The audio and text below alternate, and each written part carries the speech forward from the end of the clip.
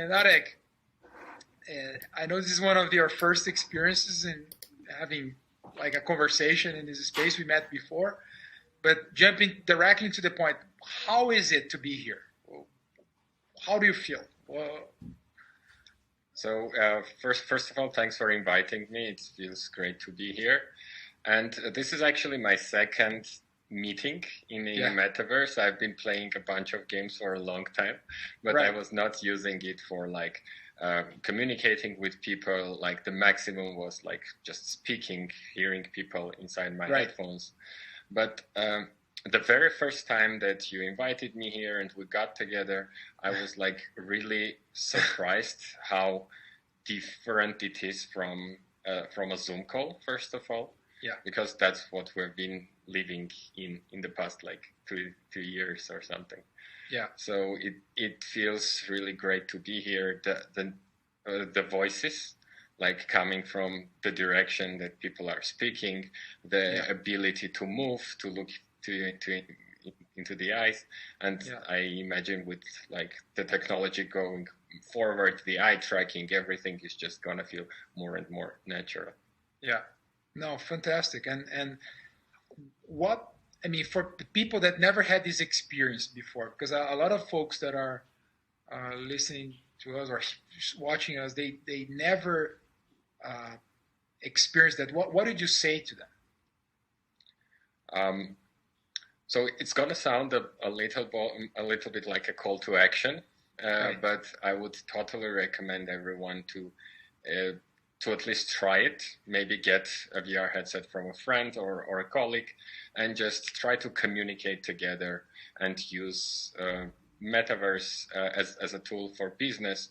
Maybe conducting sales calls, completely depending on what you guys are doing. But my personal recommendation is at least to test it and see how it goes. And from personal experience, I think you are going to be really amazed by the experience. Yeah, and this feeling that right now, it's kind of it is digital. We are a digital representation of ourselves, but it is the true hybrid, right? Because we have a physical presence, and we can communicate in another level. It's pretty much like we are actually in the same room, no? Yeah, and your avatar looks actually very realistic to use. but oops, that's the no lower. Oops. Okay. It happens, and that's the thing, right? We kind of have this feeling of presence and the possibility of being much more effective, more productive in this environment. I think this is something that is truly unique. How do you see this prejudice that people have in terms of, because the other day I was in a call, and people said, no, actually it originally comes from a game. It comes from games, and people using games are used to that. I get it, but I think this is something that it goes beyond. And I think a lot of people that are not still experiencing the way we are doing, they have prejudice because it comes from people associate this with games. How do you relate to that? Well, first of all, I would like to make like a comparison between VR games and like traditional video games with controllers. Right. So when you hand out a controller to people who are not used to playing the game, or just like holding to more adult people who maybe have never experienced it, you have to spend like 30-40 minutes just explaining everything. While the same thing is about games, but if you are telling someone to, well, try to pick something up from the table, it's the same feeling. It transfers the life. So getting used to metaverse, to VR, is much easier than it is getting used to video games. So it's more natural, no? It gives a sense of naturalness. Yes. So I would suggest to stop doing that comparison, because video games are like completely different world, and this is coming from a very long time video gamer.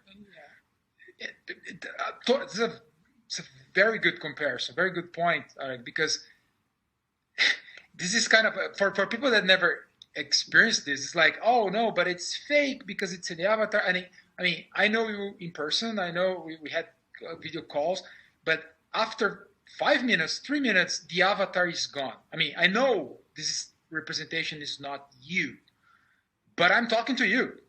And I know my representation is not me, but we are avatars anyway when you're speaking in a Zoom call, right? So I feel that we can achieve so much more in this space than the miserable experience people are having in the just digital experience.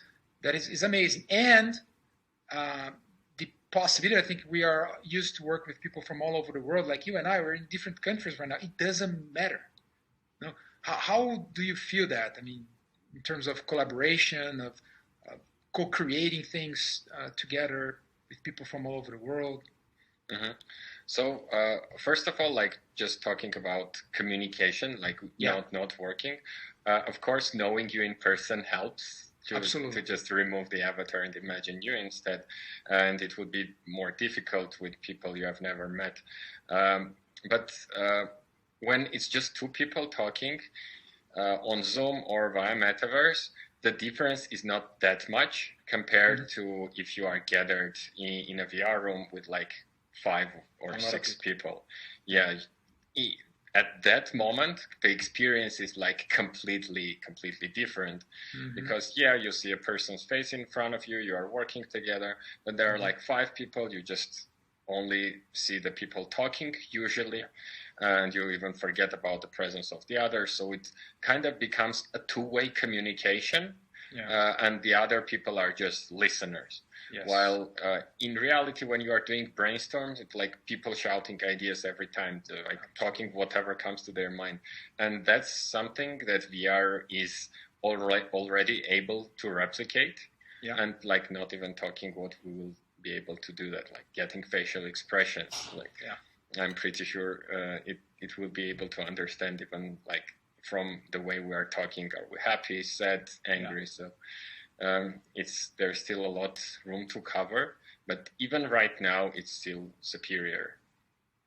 100%. And if like you and I would just go to the whiteboard or the blackboard here and start doing something together, it would feel totally natural. Because one of the things that I heard is, no, people have to go back to the office because it's impossible to innovate and co-create on a digital platform, which I think it is not true. I think it is possible. I did had wonderful conversations over Zoom or Google Meet, but here it goes to the next level, right? I mean, of experience of especially because there are 2 of us, but if we were like 4 or 5 people, it would feel totally present. And if you think that we are living in COVID times with teams from all over the world, it's so much more effective. It's so much safer. No, it's another game. I don't know what else. What else you think? I mean, we're talking about just the benefits. Of course, there are other aspects, but how can we move on from the 9 to 5 office work into something that could include something like this, Areg? How do you see that happening?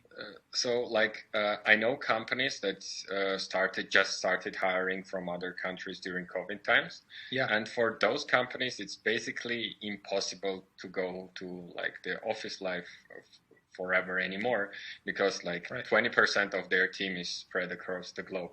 So that's definitely not going to work anymore. It's still going to be online.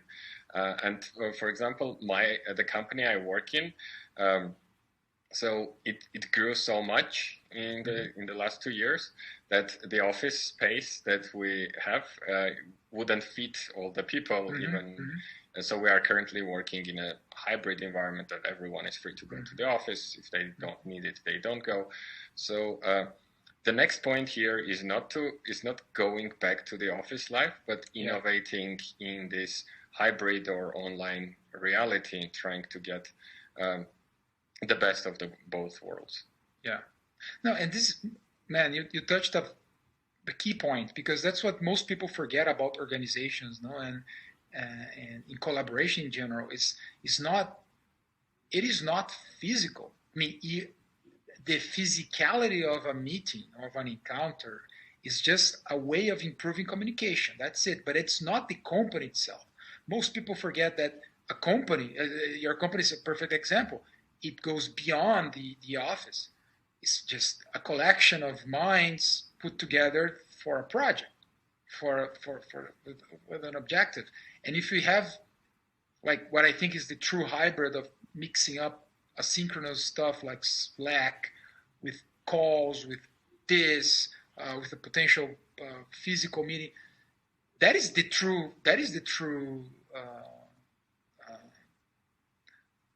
way of communicating, right? Because it's going to access where people are, no, or just wherever they feel like working.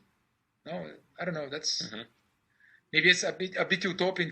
We're recording this in 2022, but I feel that this is at least the future, the present, the future that I want to be part of.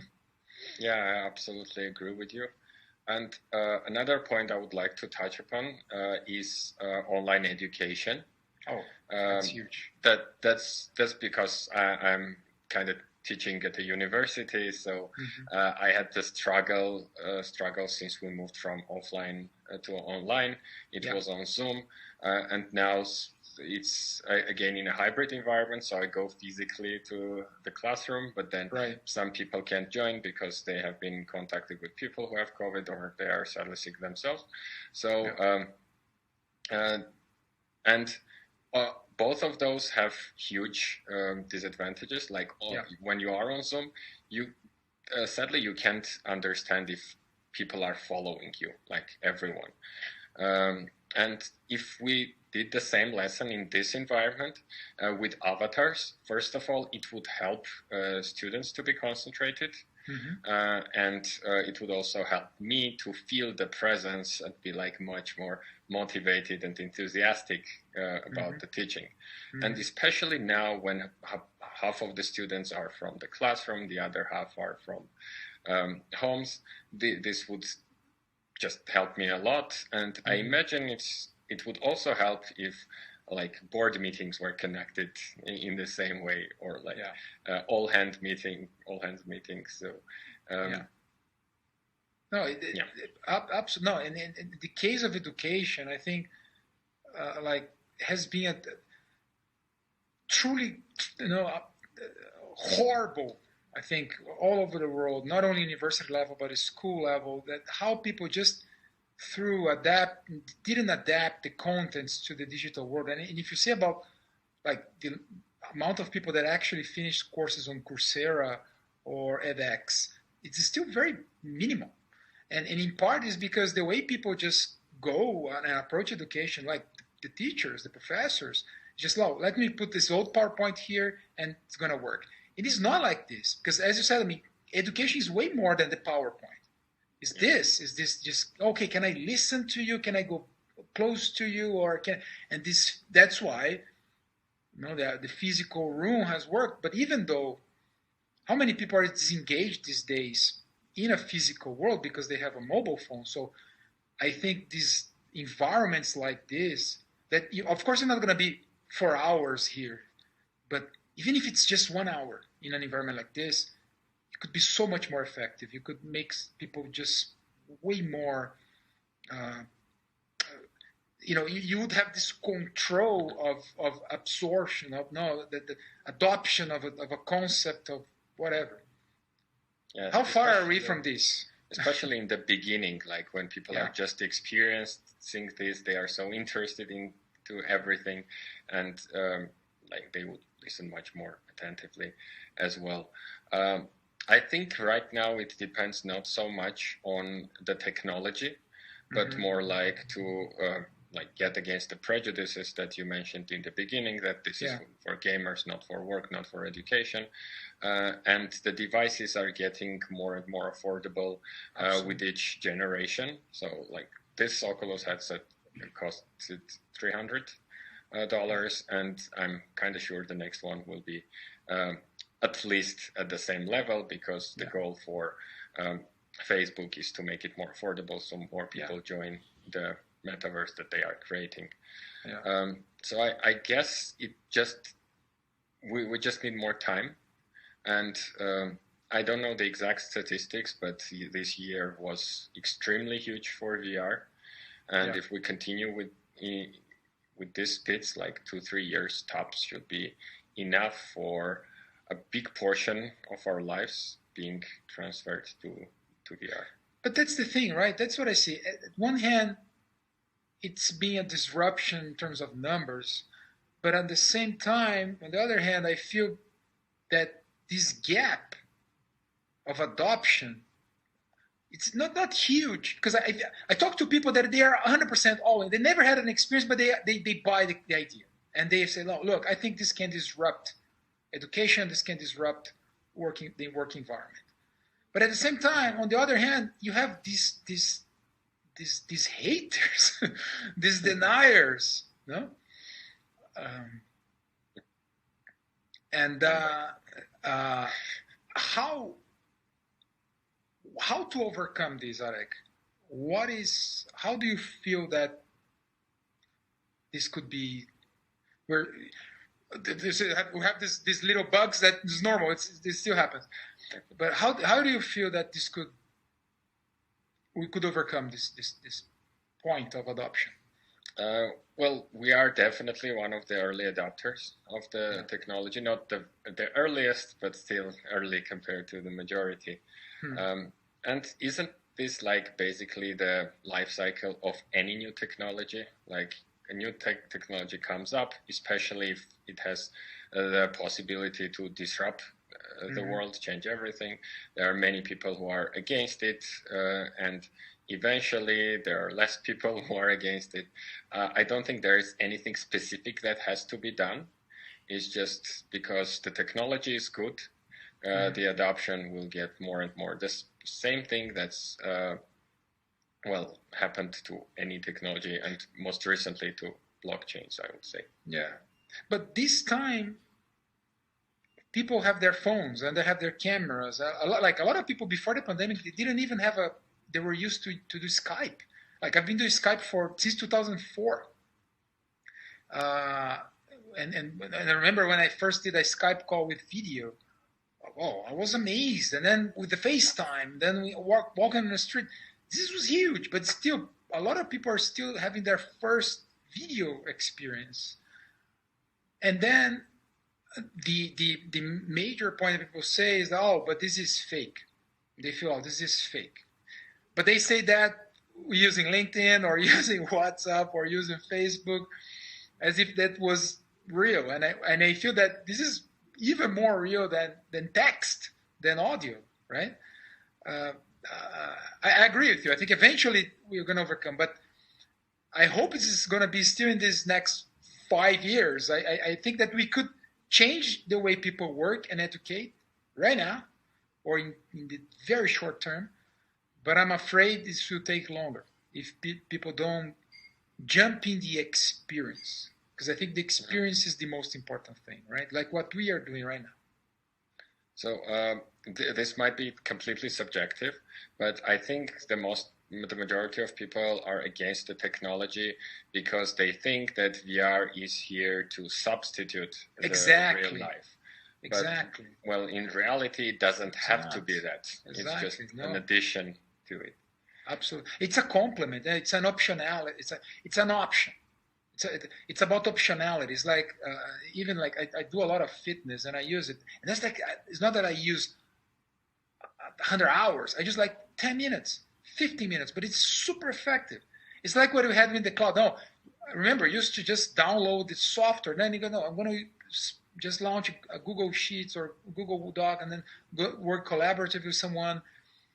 And it's still, a lot of people still haven't jumped in that productive mode. I agree. I mean, it's a question for those of you who are hearing and watching this for the first time. It's exactly what Areg said. It's just a question of options. No, it's complements. This is not substitution. No, it's And it's a wonderful thing if it's done right. Like for us, in Meta Ventures, we aim to create good experiences in this sense, good projects with working with people that understand the potential. I don't know what, but I think we still have to have more conversations like this, Areg, with people. Yeah, absolutely. And like with more time, with more people getting the devices and trying this, it will be much easier to scale the process. And I truly believe that this is something that's going to happen actually much sooner than the majority of the world thinks. I agree. Any final thoughts, if you wrap up now, that you'd like to share from your experience as an early adopter? I mean, we're early adopters, but at the same time, I think we're kind of evangelizing people about it, right? How? Any final thoughts? We can come back. We can have other rounds of these conversations in the future, but for now. I've been saying this to my colleagues at work as well. Actually, I started talking about it right after our first conversation. I started like promoting VR, try to promote doing this meeting there, right. And actually did another one with one of my colleagues who had VR. Sadly, it's just two of us in an 80 people company yet. But it's getting there, and I'm going to continue. Right. Well, evangelizing, as you mentioned. Yeah. And there are also not just the software, but the hardware. The haptic gloves will increase how we feel. I'm sure at one point there will be much more than we can even imagine right now, and the sci-fi things are going to happen. So, I agree. This is why I would offer everyone to jump in earlier, so you have a better feeling of everything, better knowledge of this technology before the whole world is in it. And if I can add, I totally agree. The other advantage is that we can set the tone and show the example and create the best practices of what it should be. Because I think if we're going to live with this for now, it's better that we know how to handle this, right? So we avoid this addiction that people created with smartphones that they use in directions that it's just not effective. So if we set examples and start using this in the productive way, I think it could really revolutionize everything. Really, I'm really positive about it, but I think it's important that we kind of show the alternative. Yeah, I absolutely agree with you. And there are like even less distractions while we talk together right now, or if I just saw a bunch of notifications on my phone or on my desktop. Right. It's more human. I think it goes back to something that we had before the internet. No, it's crazy because it's ultimate internet, but at the same time it goes back to something that is very basic, which is the human-to-human connection. Right. That was a perfect way to phrase it. All right, Areg, nice to have you here. I hope we can have other calls. So we still don't have the haptics, but let's high five virtually here.